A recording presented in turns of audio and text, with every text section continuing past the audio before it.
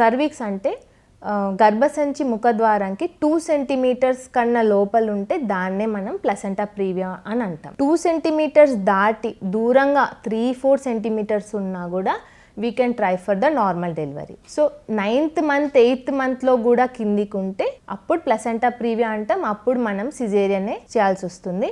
But మాన్యువల్గా మనము ప్లసెంటాని correct చేయలేమండి. అది గ్రోత్తో పాటు అది పైకి వెళ్ళాలి తప్ప we cannot push the placenta.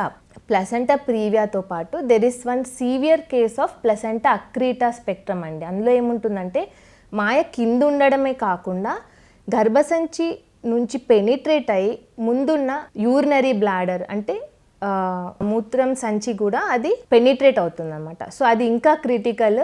అందులో చాలా బ్లడ్ లాస్ ఉంటుంది, బ్లడ్స్ ఎక్కించాల్సి వస్తుంది. సో ఈ డిఫికల్ట్ సినేరియోస్లో definitely we have to offer a caesarean.